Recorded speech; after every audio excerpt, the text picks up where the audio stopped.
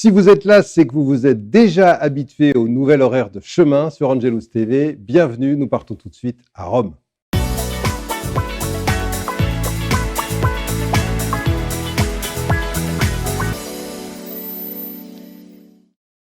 Et à Rome, qui retrouvons-nous comme d'habitude? Mon cher Arthur Herlin. Arthur, bien le bonjour.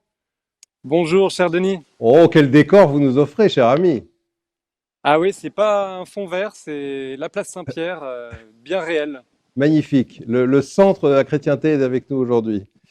Alors, Arthur, on a pas mal d'actualités à Rome aujourd'hui. D'abord, on a récemment les allers-retours qui ont été faits entre Munich et Rome sur la démission du cardinal Marx. Et puis finalement, on a attendu une réaction du pape qui est venue assez tardivement, qui était un refus de la démission. Et le cardinal Marx a accepté le refus de la démission. Racontez-nous tout ça.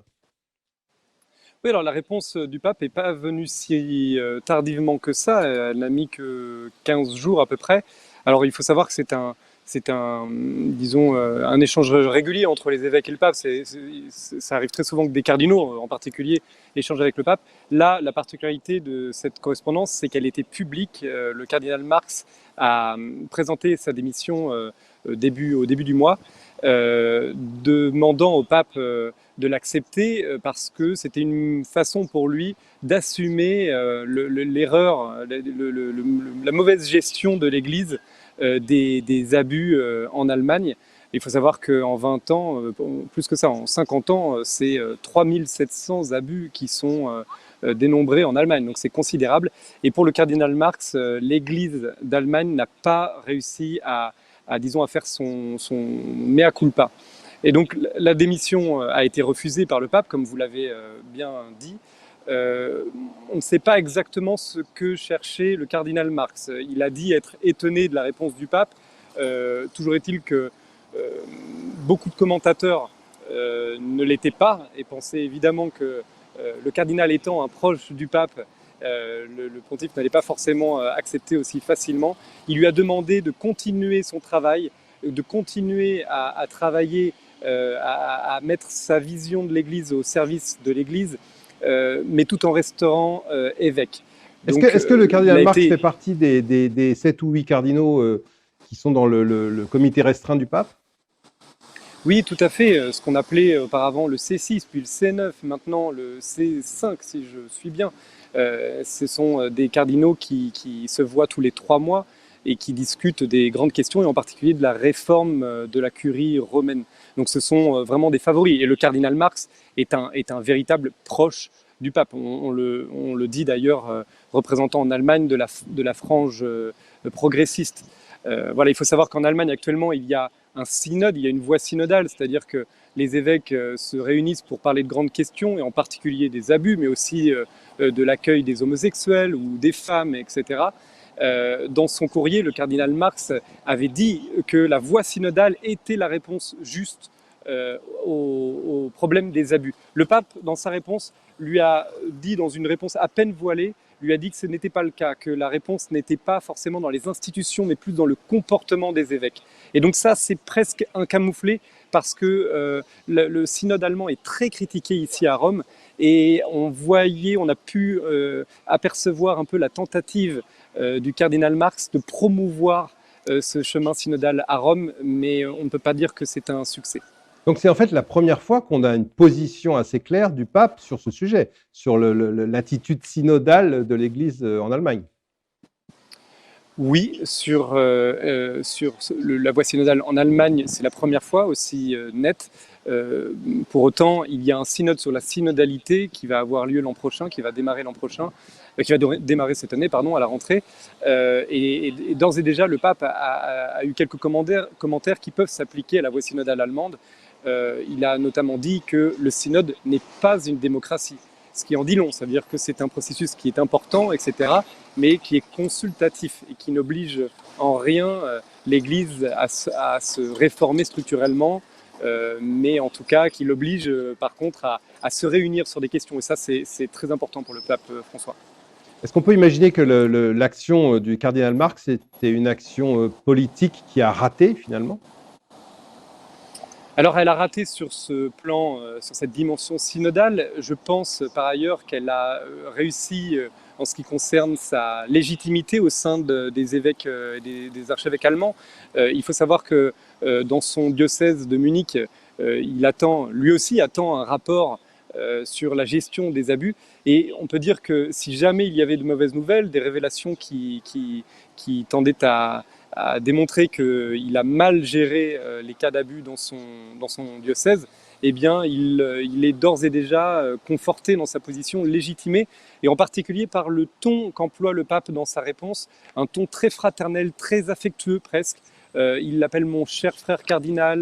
Voilà, il est extrêmement familier, et en cela, on peut dire qu'il en sort renforcé. Est-ce que ça ressemble au refus de démission, au refus de la démission du cardinal Barbarin, qu'avait également signé le pape? C'est-à-dire la première démission du cardinal Barbarin avait été refusée par le pape. Oui, alors ça ressemble, mais c'est un peu difficile de les comparer. Il y avait comment dirais-je, un procès, il y avait un processus juridique qui était enclenché autour de la personne du cardinal Barbarin. Ce n'est pas le cas du cardinal Marx. Disons que le refus de la renonciation du cardinal Barbarin était un peu plus, disons, audacieuse de la part du pape. Là, à vrai dire, il n'y avait pas de raison extrêmement claire et indiscutable d'accepter la démission du cardinal Marx. Ce n'était pas évident. Alors, dans les nouvelles que nous avons reçues de Rome récemment, il y a l'annonce pour le mois de novembre d'une journée mondiale des pauvres. Qu'en est-il exactement? Alors oui, elle est prévue pour le 14 novembre, donc ce n'est pas demain, mais le message du pape est d'ores et déjà révélé, publié. Il faut savoir que ça va être, comme chaque année depuis 4 ans, une journée extrêmement riche. Habituellement, on attend à peu près 3, 4, 5 000 pauvres qui viennent, et qui viennent en particulier de la France, puisque à l'origine de cette journée des pauvres est l'association Fratello. L'association Fratello est une association donc française qui organise ce pèlerinage. Et lorsque le premier pèlerinage a été organisé, à la suite de cela, le pape a demandé à ce que chaque année cela soit renouvelé. Et donc chaque année, depuis, on a un grand dîner qui est organisé dans la salle Paul VI, qui se trouve derrière les colonnes du Bernin, derrière moi. Un dîner avec 3000 personnes, un repas très très généreux, et le pape dîne au milieu de ces personnes. Il y a ensuite une messe dans la basilique Saint-Pierre avec un public constitué seulement de personnes, disons, démunies.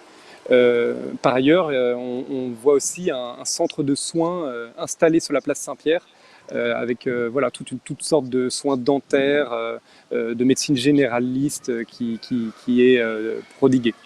Enfin, il faut dire que dernièrement, le pape a mis aussi le paquet pour accompagner les pauvres de la place Saint-Pierre. Ils sont nombreux, on ne les voit pas là derrière moi, mais ils sont nombreux aux abords de la place Saint-Pierre.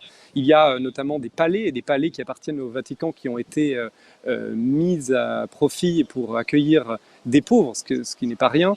Et encore récemment, des vaccins qui ont été délivrés. Ce sont des milliers de vaccins qui ont été dispensés aux pauvres de Rome.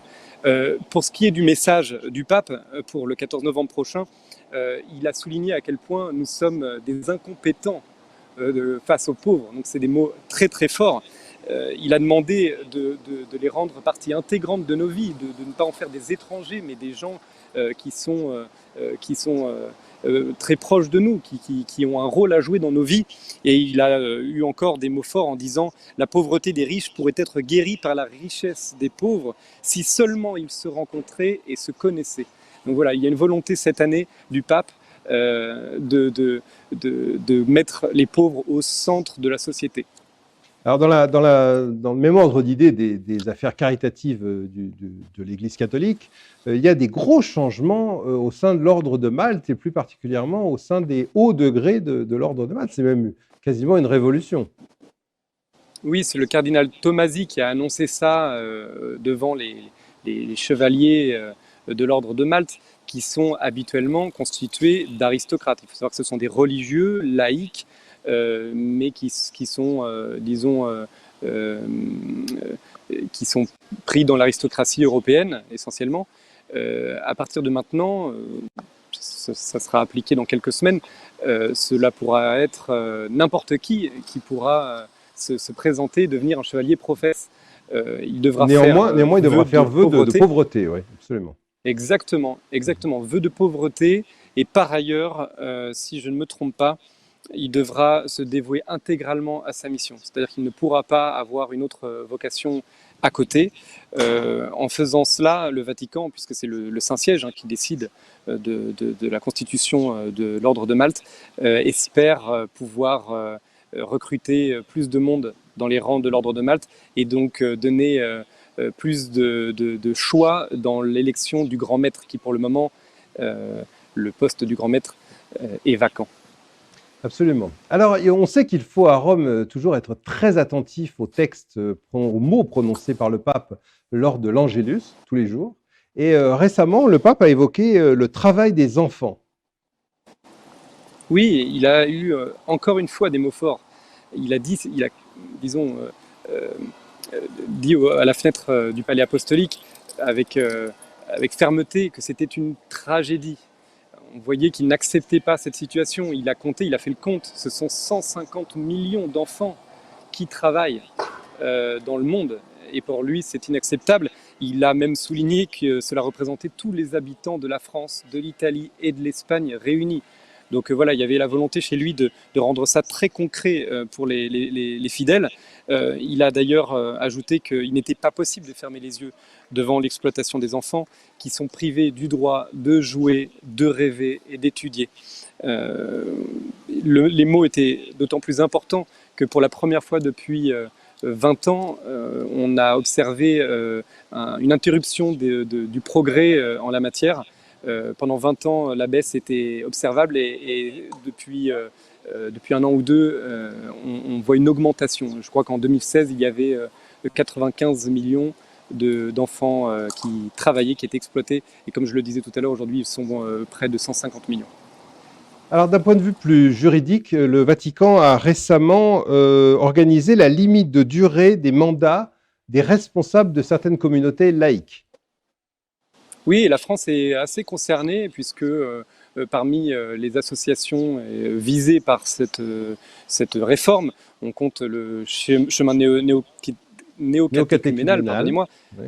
Voilà, mais aussi les foyers de charité. Alors le chemin néocatéchuménal n'est pas français, mais il est assez présent en France. Les foyers de charité ou la communauté de l'Emmanuel. Donc à partir de maintenant, le mandat pour un modérateur, un responsable d'association, sera de 5 ans maximum. Et au total, le temps passé à la tête d'une association ne devra pas dépasser 10 ans. Donc pour un mandat de 5 ans, c'est renouvelable qu'une seule fois. Pour des mandats de 2-3 ans, c'est un peu plus, vous l'aurez compris. Cette réforme vise à mettre un terme au personnalisme. Et ça aussi, cela découle d'une volonté du pape François qui a bien identifié que dans certaines communautés aussi religieuses, mais dans des associations catholiques, il y a parfois des personnages qui prennent un peu trop de place et cela favorise, c'est ce que dit le texte, les abus de tout genre. Alors, il faut noter que cette limitation ne sera pas appliquée aux fondateurs des dits mouvements. C'est-à-dire que les fondateurs sont considérés disons que les fondateurs sont concernés, mais ils pourront avoir une dispense, ce qui est différent.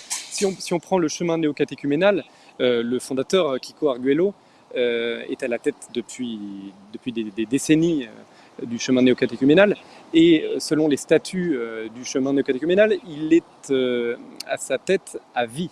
Donc là, on va voir aussi dans les prochains mois si il fera l'objet d'une dispense du Vatican, mais ce n'est pas du tout évident puisque beaucoup parfois pointent un petit peu le personnalisme qu'engendre cette figure.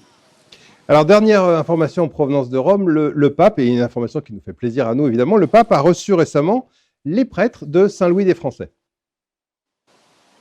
Oui, il a eu des mots très très affectueux pendant cette audience privée qui s'est déroulée dans la bibliothèque apostolique, qui est normalement réservée aux chefs d'État, disons au Premier ministre des pays en visite à Rome. Là, il a reçu une trentaine de prêtres Il faut savoir que ce sont en grande partie des étudiants francophones, mais vous avez aussi un Australien, un Russe orthodoxe qui était présent. Et le recteur, Monseigneur Breguet, a aussi tenu à inviter le cuisinier italien et aussi l'organiste de l'église de Saint-Louis des Français. Le pape leur a demandé de ne pas se contenter d'être des intellectuels. Il leur a dit que des prêtres doivent sentir la brebis. Ce sont des mots qu'il emploie assez souvent devant des prêtres et des jeunes prêtres. Il leur a dit qu'il était indispensable pour des prêtres de vivre, pleurer, rire auprès des fidèles. Voilà, ensuite il a salué tout le monde et il s'est amusé un peu de la salade macédoine, comme il a dit, que représentait ce groupe. Comme je vous le disais, des Haïtiens, des gens vraiment d'origines diverses. Et le recteur lui a remis un livre sur le Caravage, le triptyque du Caravage qui se trouve dans l'église de Saint-Louis des Français. Le pape l'a dit à plusieurs reprises, c'est un tableau devant lequel il s'est souvent recueilli. Ayant eu sa vocation le jour de la Saint-Matthieu, cette représentation, ce triptyque de Saint-Matthieu est très très cher à ses yeux. Monseigneur Breguet lui a également offert une très belle bouteille de Bordeaux. Ah, bah, écoutez, le meilleur de la France offert à notre Saint-Père. Voilà, merci Arthur, merci beaucoup. On va vous laisser finir votre après-midi tranquillement dans les belles allées romaines. Et puis nous, nous allons continuer notre rendez-vous habituel avec cette fois-ci un petit détour par Bucarest avec Monsieur l'abbé Răileanu.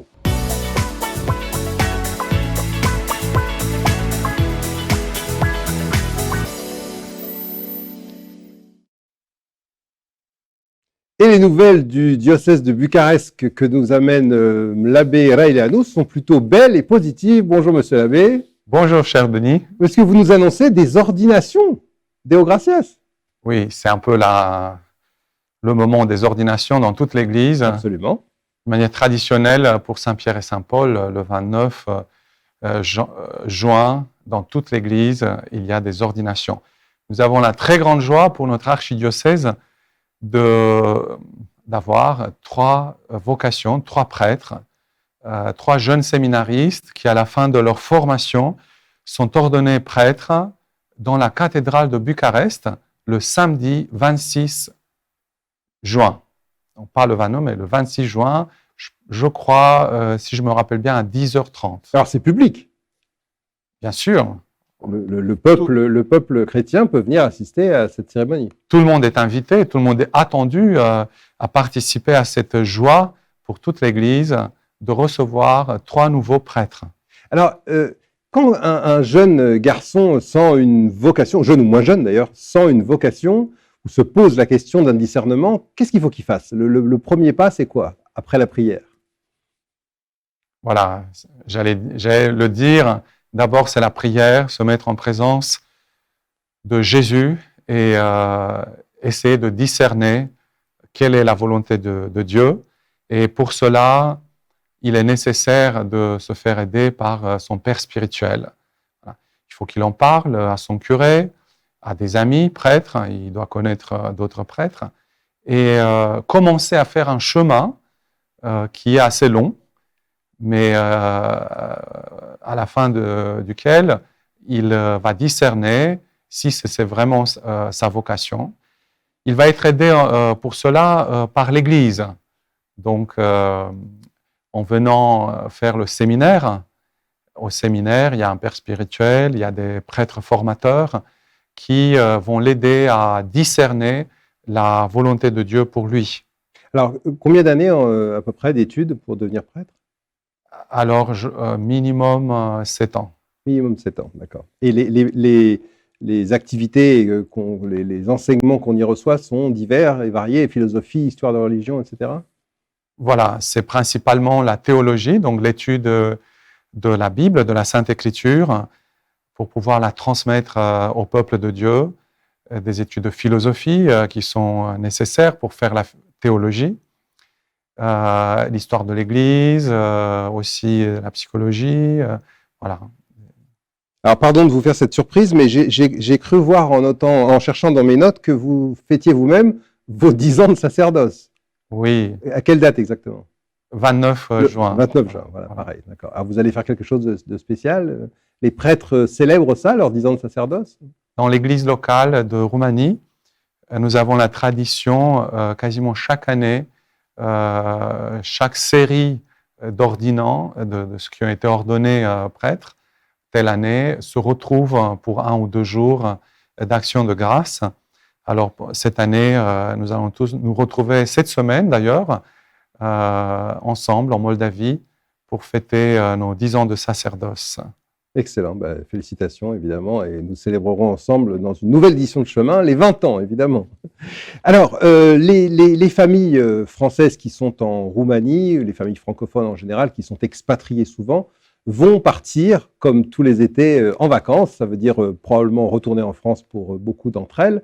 Est-ce qu'il y a un moyen de continuer, ou quels sont les moyens de continuer à vivre sa vie chrétienne pendant les vacances? Les vacances bien méritées, et puis surtout c'est la joie des enfants. Nous avons une communauté avec beaucoup d'enfants, des jeunes familles. Alors donc les vacances, c'est un temps béni. Et comme tout temps béni par le Seigneur, il faut le consacrer au Seigneur. Il ne faut surtout pas oublier la messe de dimanche, qui nous donne la force pour accomplir les belles choses de Dieu dans notre vie. La prière aussi. Il ne faut pas oublier que nous avons plus de temps pendant les vacances. Et ce temps, il faut vraiment ne pas le perdre. Et donc l'offrir à Jésus, l'offrir à Dieu. Pourquoi pas visiter tel ou tel monastère? Si on rentre en France, il y a tellement de belles églises.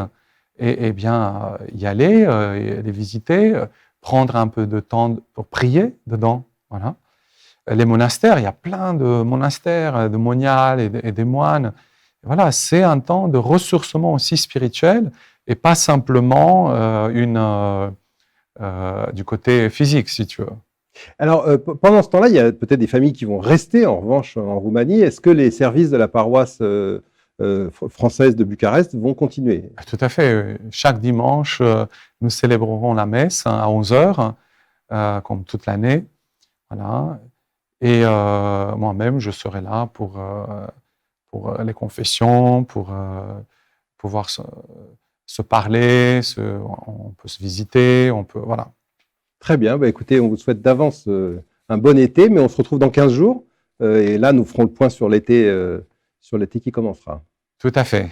Très bien, merci beaucoup, monsieur l'abbé. Merci. Et puis nous, nous allons aller faire un petit tour du côté de notre bibliothèque et y ajouter un livre tout petit, mais très riche. À tout de suite.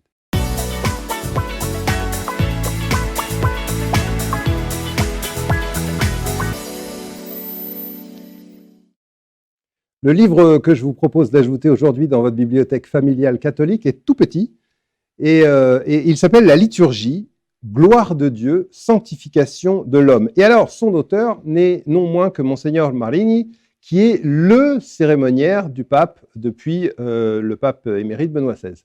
Voilà, donc c'est vraiment un livre d'expert et c'est un livre extrêmement enrichissant pour qui s'intéresse au renouveau liturgique catholique, c'est-à-dire au retour vers le beau. Alors, je vais vous donner tout simplement les têtes de chapitre, ça vous donnera une idée de la qualité du livre. La liturgie, itinéraire de l'âme vers Dieu. La liturgie, sommet de la vie de l'Église. Entrée dans le mystère célébré à travers les rites et les prières. Le langage de la célébration liturgique. Et enfin, la Sainte Liturgie et la piété populaire, orientation au pluriel, pour un rapport harmonieux et fécond.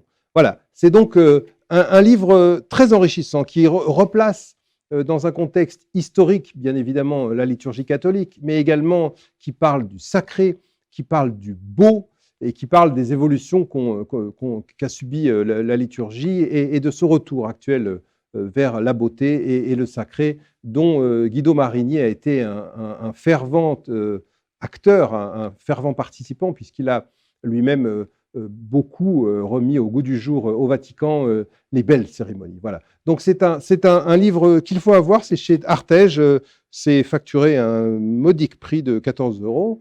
Et voilà, et c'est franchement quelque chose d'enrichissant, j'allais dire, c'est quelque chose qui vous raconte, qui vous fait rentrer dans les mystères de ce que nous voyons tous les dimanches ou tous les jours à la messe. Et voilà, donc c'est un livre qu'il faut avoir, la liturgie, gloire de Dieu et sanctification de l'homme. Voilà, c'est ainsi que se termine Chemin, édition numéro 8, si je ne m'abuse.